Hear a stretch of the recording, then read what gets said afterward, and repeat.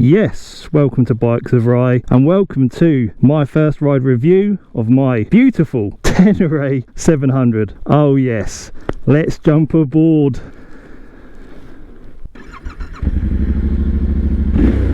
So really exciting because this is, as I say, my first proper ride of my brand new bike. I've done 16 miles admittedly, and that was me riding the bike from Fittic Yamaha straight home. But I am out properly on the bike this evening. I picked it up Tuesday and it's now Friday evening. Finished work 4 o'clock, and yes, me and my Ténéré, baby. I'm in my nice new RST jacket and RST gloves. This is an adventure styly jacket. I also purchased this jacket and these gloves from Fittic Yamaha. I do have a adventure styly helmet, a Shoei ADV coming also. Got about 2 weeks to wait for that though. They were out of stock and I really wanted a matte black finish, so I was happy to wait. But yeah, I'm getting all the kit. I also need to get myself some boots as well, and then I am ready for proper adventure style riding, mate. And I am excited. So yeah, the bike is obviously still running in. It's just ticked over to 17 miles, so I've got to get the running service out of the way. The running service is 600 miles. I plan on getting that out of the way as soon as possible, and then yeah, I can just worry less, just enjoy the bike, because of course, I mean, it is a bulletproof engine, but I don't really want to start ripping it out and tearing it up. Especially if I want to go off-road with it. I mean, when I take it off-road, of course, you're gonna, well, I'd like to think that I can rally it around doing wheel spins, you know, of course putting it on off-road mode, which you can do so on the nice display that we have here. And talking of the LCD display, I really am fond of it. It's just so simplistic in its design. I love it. It's like an old, you know, Casio watch. You just got your gear indicator here, your speed, and your rev counter, and then your fuel gauge. I love it. It's just very blocky and simplistic. It's just do you know, that's what I do love about this Ténéré, is that it's just like back to basics. I love the rawness that it provides. It's, you know, there's no electric wizardry on this, and we know in the adventure bike market, I mean, talking of like the likes of the BMW GS's and what have you, they're just so kitted out, aren't they? Got all sorts. I mean, the only fancy thing I've got on this, and it was an optional extra, and it isn't even OEM, is the heated grips, and they're supplied by R&G. So I want to kick off this review with the comfort of the Ténéré, and it is very, very damn good. And you can imagine with this great big screen in front of you, it does do a hell of a good job at taking the wind blast off you. But I need to point out something. The screen is only so high, and whilst it does a great job at protecting my body, basically up to my helmet, what it does do, I find, is it creates some turbulence. I think because the screen is so flat, it's not very aerodynamic in its nature, and what you find is, yeah, you get this turbulence, so there's quite a bit of wind noise. Now of course, if you wear earplugs and stuff, you could you know, prevent that getting on your nerves, but I don't really want to have to wear earplugs all the time. And then so what I'm thinking is, I am going to get a modification for that screen. I know you can get aftermarket parts, aftermarket screens, and I want a taller screen. As for riding position, well, you're very upright. I mean, it is very comfortable to ride. I think I said that already.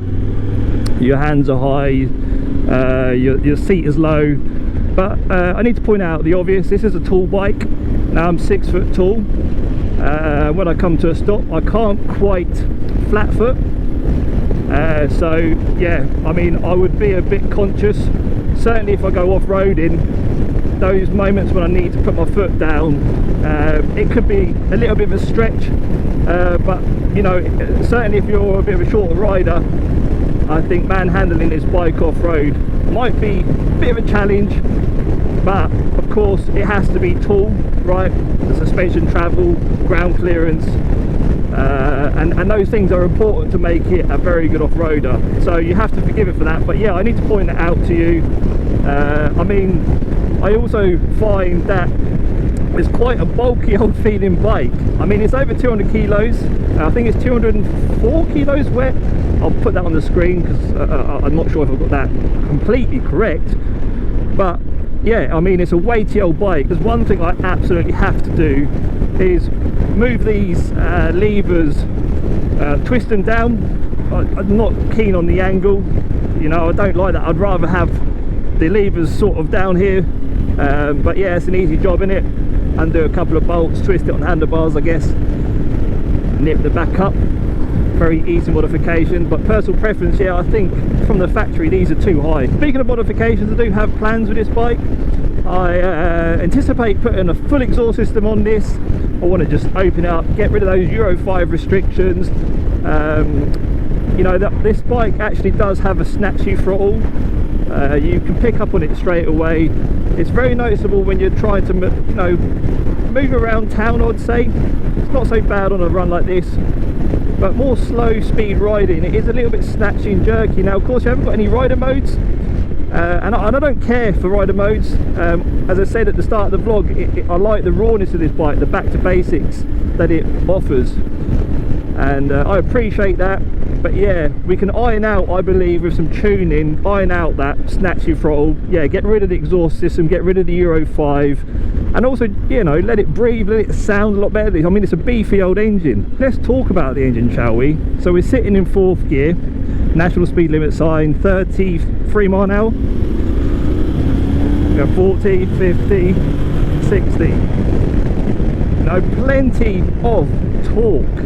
And that's what this engine is designed to do, just that mid-range pull, that low down, stomping, great, big, torquey delivery, you know, and that's what it's all about. It's not a high revving engine, you know. And just, I mean, look at the, I don't think you can see it, but it's 68.7 the average MPG currently. Of course, I am running it in, I'm not smashing the hell out of it, I'm not ragging it about yet. But yeah, incredible really. I mean, 68 miles to the gallon, and big old fuel tank on it. You're gonna munch the miles, no bother. You know, I feel like I could ride this bike all day, honestly. I'm absolutely loving it right now. I'm actually en route to Triumph in Woburn, and I'm collecting a few parts for I own a 2020 Street 765 RS, and I'm putting it back to standard. It had a full exhaust system on it, and I'm taking that exhaust system off and putting the standard one back on. But of course I need to get some bolts, gaskets and stuff to do the job properly.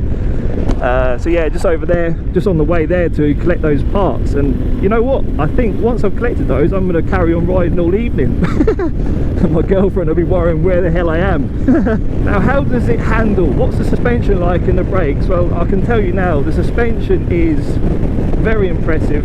It's soft but not too soft, which is great for these bumpy roads that I'm going down. And you know, the brakes, we've got Brembo stoppers on the front and the rear. There's great feel from them, progressive feel, adequate stopping power. Well, adequate stopping power for this kind of bike, and well, this engine and what it is capable of, right? But yeah, it's just, I mean, considering it is quite a hefty old bike, over, I have mentioned it, over 200 kilos wet, it handles surprisingly really well. You can have some right good fun on the twisties. I mean, it's designed to go off-road, and it, you know, be able to be chucked and thrown around, and so it is going to be a little bit weighty there. It's going to want to be sliding about and falling over and all that good stuff that you do off-road. But yeah, it's trying to do all sorts of stuff, isn't it, really? An adventure bike, it's trying to be on and off-road. It's designed to take you wherever you want to go, really. And we are now in Woburn, beautiful place. This is a deer park. What I will do is pull up and get some nice pictures for the Instagram. I'm not used to spinning a bike like that. You know, typical street bikes. Terrible turning circle, but yeah, it's lovely, lovely. Well, that's all the photos taken for the gram. If you haven't yet, how about you follow me, Bikes of Rye?